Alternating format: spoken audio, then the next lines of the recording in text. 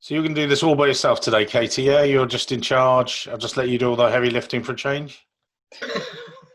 Yeah, that's all My right. specialist subjects next week. Oh, right. So it's me next week, is it, darling? Yeah, my specialist subject CVs is next Whatever. week. It's not looking at you, just going, really? Let's do bounce back. Program. Boom. Round two. So let's ask a few questions around, shall we? I've got there, Carol, John, well, two Carols, Carol US and Carol Luxembourg. Yeah? Or Thurn here. How do I say it? Come on, unmute yourself.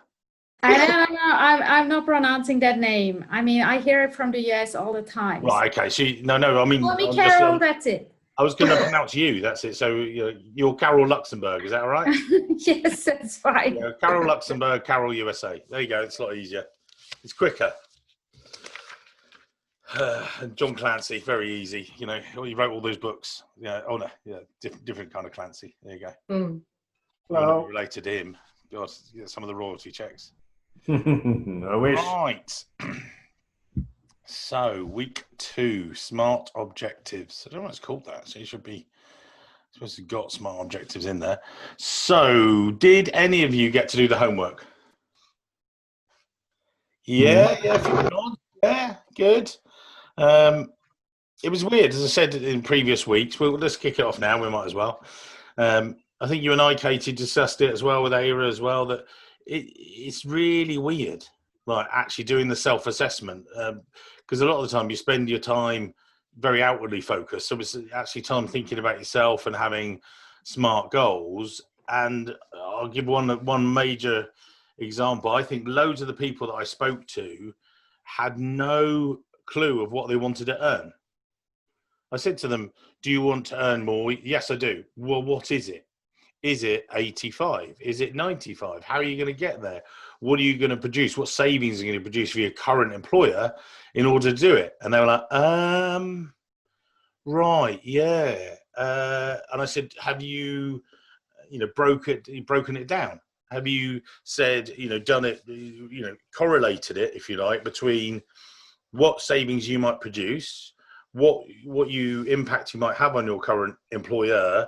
So when you go at the end of the year, I've just put a job offer out today to a guy, and they're a privately held company now, and his salary will be directly related to his own performance, not that of the company, because what they are is they're sort of not a mutual company, but they're for their members and things like that. But actually, will have personal objectives. If he hits all of them, he'll get a 25% bonus. If he doesn't, he won't. But it's not about the share price shifting by a couple of points here and there. A month before it, some big event happens and everybody gets knocked in. Oh, sorry, yeah, your bonus was going to be 25. Now it's going to be 10.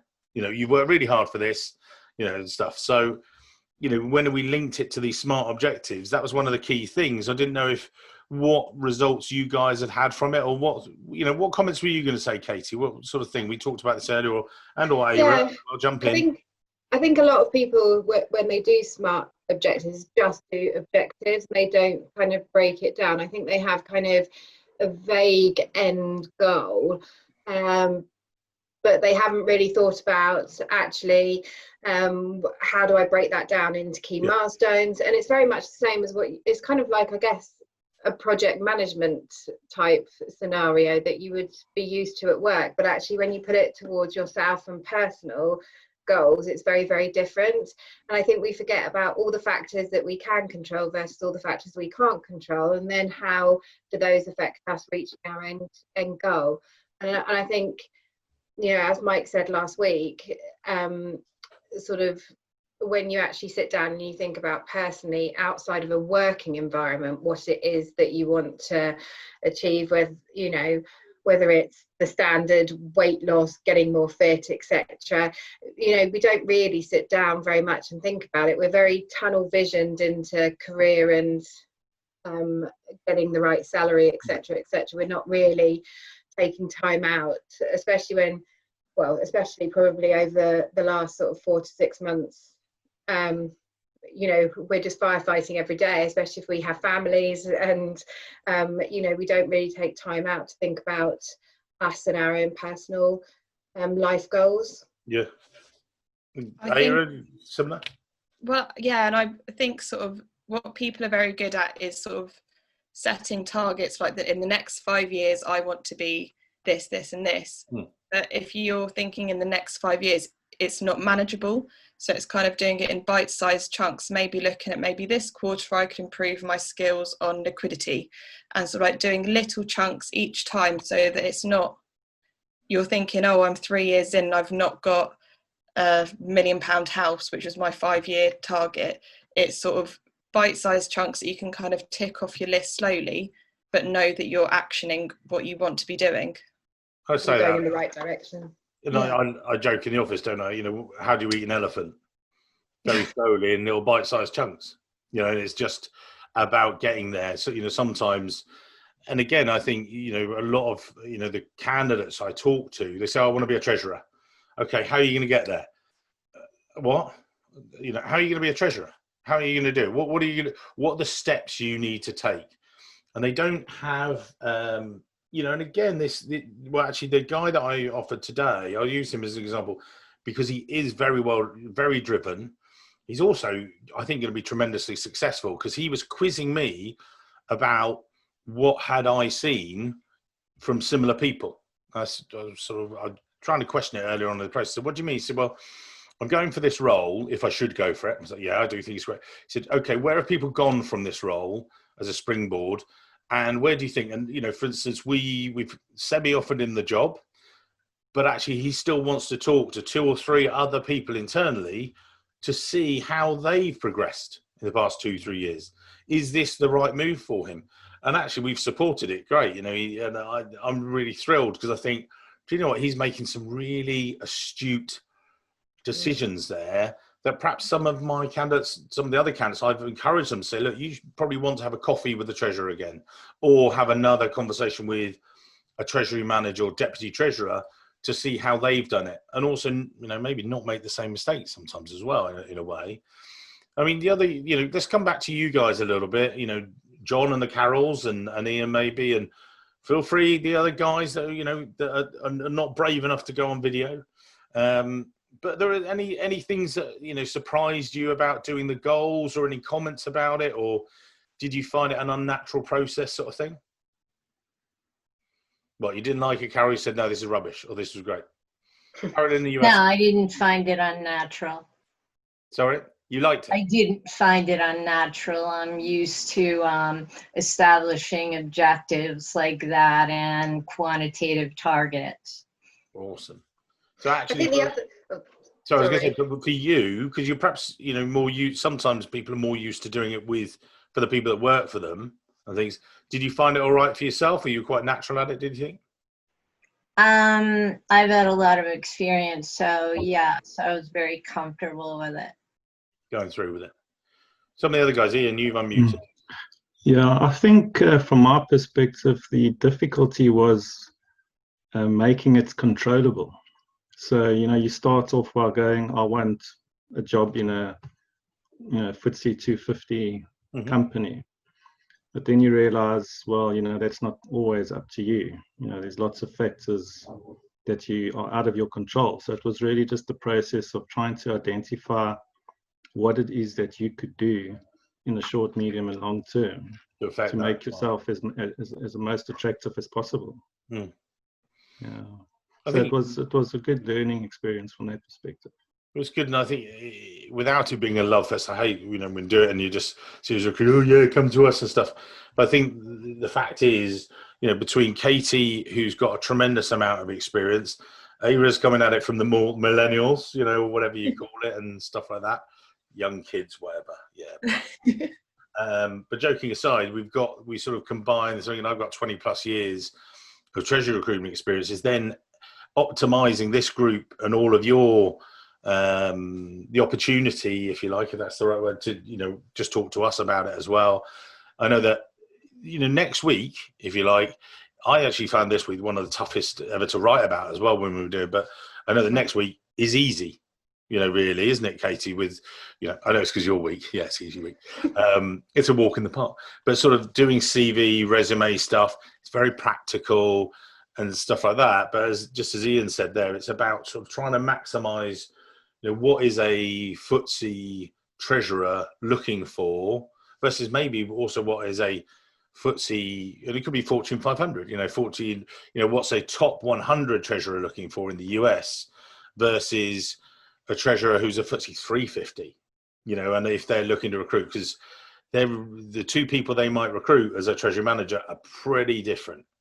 The specialism up the top end, the generalism at the bottom end, they're not dissimilar. You're still going to have the treasury stuff, but that's what you've got to prepare yourself for. And I think that's what, Carol from Luxembourg, you spoke about the other day, that, you've got some aims and what you've got to do, and you've got a certain, level of salary you've got to earn. But I think also there's, as you've said, about preparing yourself. How do you do it? Do you do study for CTP? Do you do some of the other stuff as well? I mean, Katie, again, you think similar that, sort of, I think next week more practical stuff with the CV resume. Yeah. It's a bit... I think when it comes to goal setting, and I've seen this in a kind of career perspective and working environment, but also I've been a culprit of it in a personal environment, is that we all have good intentions and we all set these SMART goals and things like that.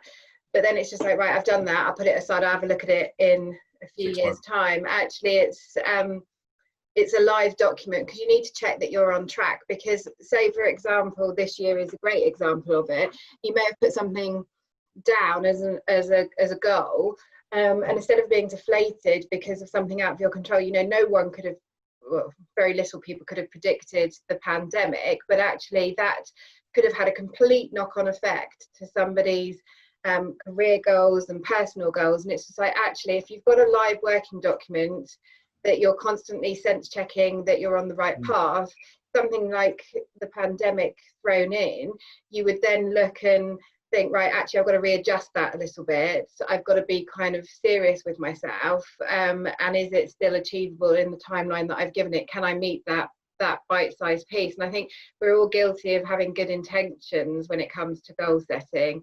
But any kind of, life happens and we kind of throw it away. And it's still really important, because I think it gives you motivation, it re-energizes you, and sort of keeps you moving forward, rather than sort of sitting back and thinking, God, I've been in the same role, I've not really moved. If you're talking career, I've not moved in the last sort of 2-3 years. What have I been doing? Yeah. So it's a good sense check. And John and Carol in Luxembourg, I was just going to ask, what were the things that you found from it, or did you just get a bit of reflection time sort of thing? So John, over to you. Yeah, I mean, I found it interesting. I mean, but typically we would have used that approach at work, and the results are more within your control. Like the object here is get a job offer, get choice of job offers. We don't totally control that, but by thinking it through this way, it doesn't hurt, it helps, I mean, a more logical approach to job hunting, I think, Yeah, and I think, we do it in the last week as well, where we do about effective job hunting, actually, and sort of having an effective search strategy. And it's quite weird coming from us, sort of saying, well, you should register with other agencies, you should do this. But actually, again, as we go through these weeks, and that's why we did it over the sort of 6 weeks, because we looked at one stage of the first 2 weeks, maybe wrapping them up into one and only having a 5-week program. But we actually said it stands alone, because people need to have that, where am I now? And then this is the first sort of direction week. Where are we going to go to? What are we going to do next to take us towards that next goal? And we thought that was more standalone as well. I mean, Carol, Luxembourg calling. There you go. Oh, yes. So I probably have a little different approach and a different opinion. I find it very good to set goals. Nothing against setting goals, but I think that we have to keep our flexibility. I mean, you don't know how life goes sometimes, as Katie said. And today I had I had a call with my mentor, and I have 3 different roles on my plate right now, 3 different companies. I applied to 3 different jobs, and they couldn't be any more different. One is a think tank, a startup. One is a mid-sized corporate based in Switzerland, and the other one is a huge nonprofit. Actually, it's the NATO. So, I mean, they couldn't be more different. And my mentor said, so what is the one that you want to do? And I said, I can't tell you right now. I have to wait until I get a gut feeling for all 3. And this, for me, depends very much on the people that I talk with and the people that I have to work with and that I report into. And in the end, for me, it will be the role that I take that I feel comfortable with the people. Yeah, and also the one that you're going to enjoy. Yeah, but when I enjoy the people, I mean, I've not applied to roles that I don't want to do. Yeah. Yeah. I think that's it. And Ian or Thomas or Joseph, any of you put your hand up or jump in, anything else that you found surprising from, not surprising rather, but, reflecting on it and, looking at the goals, what were your sort of thoughts and things? Well, I think the one thing I know for sure is that there's a lot of refining to do. I think I've tried to be as specific as possible, but as I get to understand, as you were saying, about what the London Treasury market and the treasurers are looking for, I'll have to refine it a bit and make sure that the goals are aligned, or the things that are in my control are aligned with what the market's looking for. So I've got no doubt it's not a static document. Even if I use it every month, I will have to be continuously updating and refreshing it. I think it's brilliant, actually. Great point. Thank you very much, Ian. I could have set him up there. It's brilliant. But more, because I think also that feeds into next week quite seamlessly. Obviously, Katie's favourite week before the best week, which is LinkedIn week. Just, I mean, I would show up for it just to keep, your stickers there. That's fine. But joking aside, we've talked about it as well, Katie. That you could bring these 2 together. So the Treasury Skills Wheel, you've got the sort of bringing it together with the goals, and then that feeds into your CV. Because I think your resume, because I think a lot of people just see it as like this. Well, it's it's a documentary or just documents my career history. Yes, it does, but then it's to tell the reader what you want to do next, and in a way to tell your story in as few words as possible. Because it's not War and Peace. I've had a 16-page CV before. It was horrendous. You just need to be able to summarize and give that person the flavor of you, which I think, CV Resume Week does that really, doesn't it? Well, better do, Hardy. Over to you. I mean, I think there's so many people that tell you what to do, what not to do, and on CVs, and so many companies that can write your CVs and things like that. But I think what we've done is very much base it upon actual live experience. Definitely. And that comes from both being recruiters on agency side, but also from my experience of being in-house and doing career coaching with people. So it's very much around really giving you a guide to ensure that you aren't just another kind of treasurer or treasury manager who does XYZ in front of a potential employee. It's how to really get yourself recognized a lot more. And this is just, as we said, it's just a guide. We're not forcing you to do it. We're just sort of saying, actually, if you don't have a CV, here's how best to start one. If you do have a CV and it's working, but you're interested to see how to really sort of optimize it, then next week we'll be able to share that with you as well. I'll send that out, tonight or tomorrow morning. Maybe I just want to make sure I've got the right attachments and stuff like that. And as you say, it is a living, breathing document, so it does change and everything else. But when you do get it and you're doing your reviews, all of you, and you're sort of sitting there, and it doesn't take long, just have a good look. But one of the things I would say, it was having a very, well, say very interesting, not a very interesting conversation, if that's probably the best way to describe it, the other day, with a candidate, a guy who's looking for a job, because that's what we do, funnily enough. As we're talking to him, I was trying to give him some advice about his resume. I was trying to give him some advice about his CV. And it was interesting there, Katie, you mentioned, and we mentioned there a bit on some of the outplacement people. Carol, you're talking about your mentor and everything else. But this was more specific with outplacement people. And sometimes it'd be very good. Some are ex-recruiters and stuff. But then also what made me laugh was this guy's been looking for a role for a while. And actually, I got the feedback I got from it was, I'm not sure I should change it. And I thought, do you know what? Don't. Just sit in your job, keep applying for the jobs, and don't get a new job. I thought, if I can't give advice, if Katie can't give advice, if Ava can't give you advice about how to improve it, try it. And okay, you might go back to it at a later stage. What we say isn't, the God's given truth. Oh, it must be this, blah blah blah. We certainly hope it's, don't we, Katie? Don't we, Ava? You've given advice as well. Some of your junior guys, and some take it. Yeah. And some don't quite listen. Would that be the fairest way?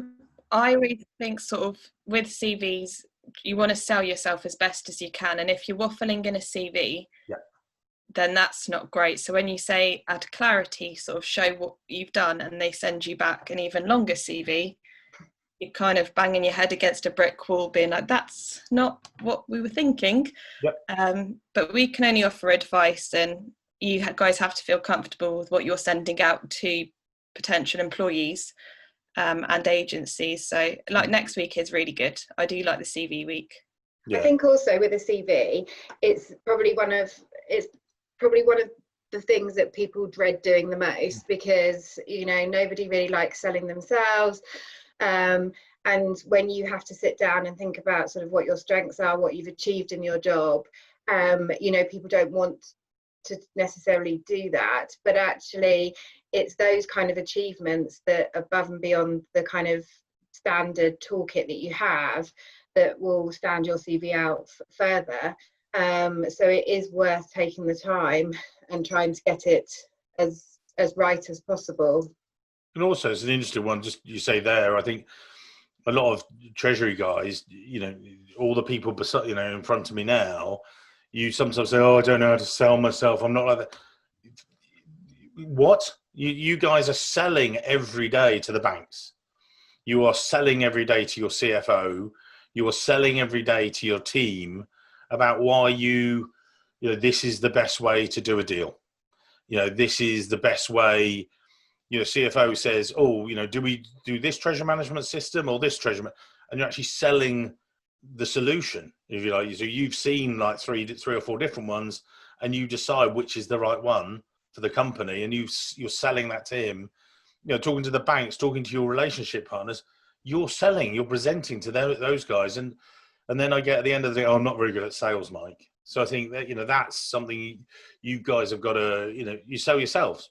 I think achievement wise and stuff like that. So, right, any questions, anyone?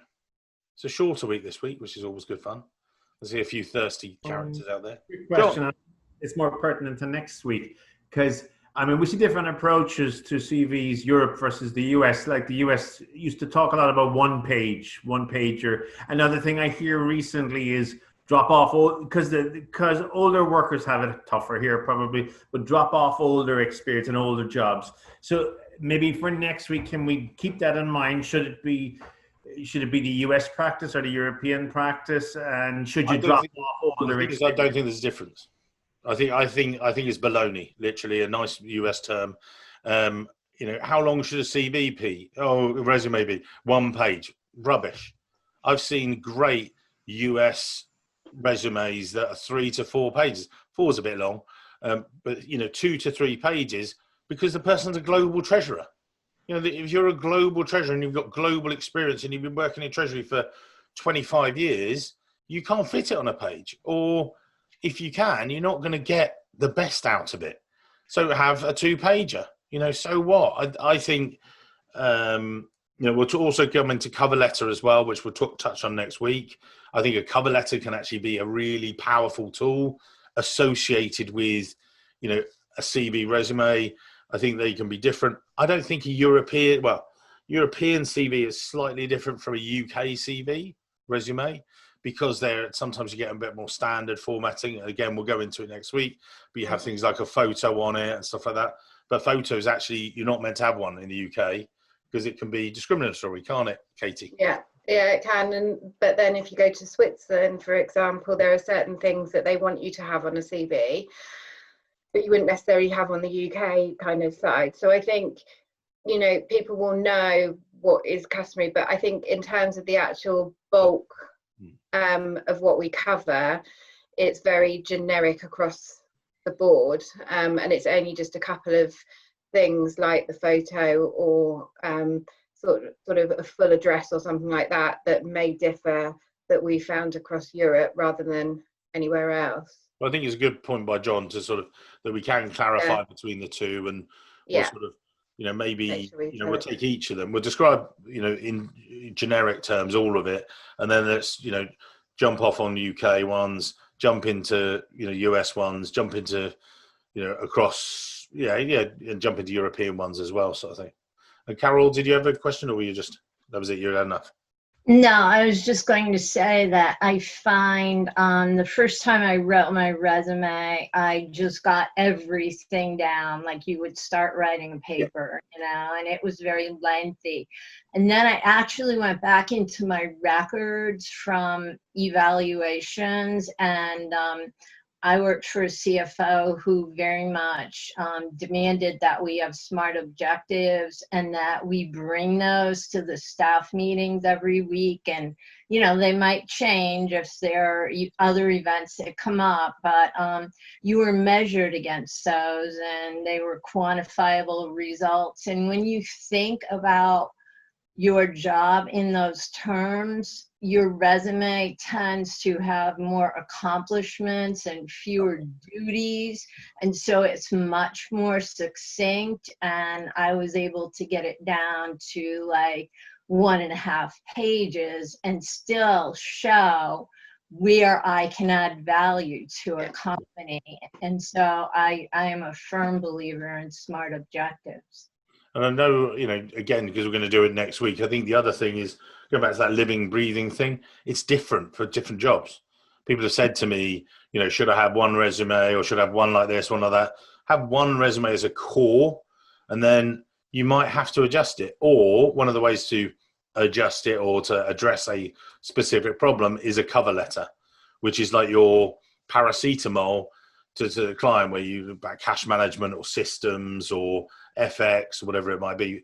But again, we'll deep dive this next week, and it'll probably be a longer call. So make sure you got a beer or a glass of wine there. It's fine. I know it's early for Carol in the US, but she can tuck in at lunchtime. That's fine. And Carol in Luxembourg, that'll be it. You'll be straight in there, won't you? Smile. Well, they're like you'll be happy. I'll get a beer next week. I might even get a beer towards the end of the session. I'm usually good. See, I'm usually with just tea. That's it. Cool. Anything else, anyone? Or to next week? Onward to next week? Yeah. Lovely. Good rest of the week. Lovely. No pressure, Hardy. No. All right. See you soon. Bye, guys. Bye. Bye, everyone. Bye.